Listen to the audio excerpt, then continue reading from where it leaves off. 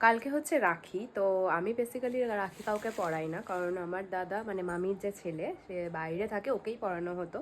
তো ও চলে যাওয়ার পর থেকে সেরকমভাবে আর কাউকে রাখি পড়ানো হয় না। আগের বছর অফিসে পড়িয়েছিলাম, তো এই বছর আর কাউকে পড়াবো না। তো বোন অনেকজনকে পড়ায়, মানে পাড়ার যত ভাই দাদারা আছে তাদের জন্য পড়ায়।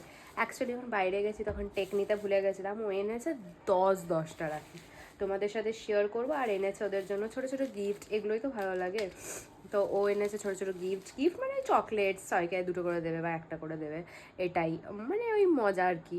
তো চলো তোমাদের সাথে শেয়ার করি যে এই পুরো টোপলাটাতে হচ্ছে 10 পিস রাখি আছে। তো চলো তোমাদের সাথে আগে আগে শেয়ার করি রাখিগুলো। এই হচ্ছে কিন্তু সেই টোপলাটা। আচ্ছা, এখানে আছে, এখানে আরও গিফটস আছে। তো চলো তোমাদের সাথে শেয়ার করব এই কিন্তু রাখিগুলো। এই যে এরকম ওম লেখা নিয়ে এসছে 5 পিসের মতো। এখানে একসাথে দিয়ে দেওয়া না, কারণ জড়িয়ে গেছে। আচ্ছা, আরেকটা জিনিস দেখাই, এখানে আরেকটা মেরি ভাই বা প্যারি ভাই লেখা আছে।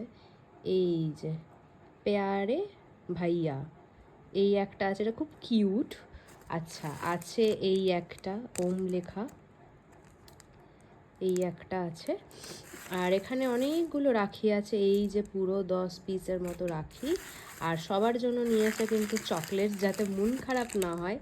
এই যে ও নিজে ইমলি খেতে ভালোবাসে বলে ইমলি নিয়েছে, জানি না যাদেরকে দেবে তারা ভালো খায় কি না। আর নিয়েছে ওর একটা দাদার জন্য গিফট, সরি উল্টো ধরেছি, এই হচ্ছে গিফটটা, এটা ওর দাদাকে দেবে। তো চলো, এই ছিল কিন্তু আজকের পুরো ওর কেনাকাটি। এই যে আমি সাজিয়ে নিয়েছি, এই যে এই রকম নিয়েছে 6টা মতো, এই যে প্যারে ভাইয়া লেখা, আরগুলো দেখাচ্ছে। আর এই কিন্তু এই ডিজাইনটা নিয়েছে এরকম 4 পিসের মতো। তো চলো, কাটি এরকম প্রচুর রাখি এনেছে, পুরো 10 পিসের মতো এনেছে। তো চলো, তোমরা তোমাদের ভাইকে কে কি গিফট দিলে, বা কে কে রাখি পরাও আর কে কে রাখি পরাও না, কার কার রাখি মানে খুব মন খারাপ করে দাদারা বাইরে আছে রাখি পরাতে পারো না, তারা কমেন্ট করো। তো চলো, টাটা।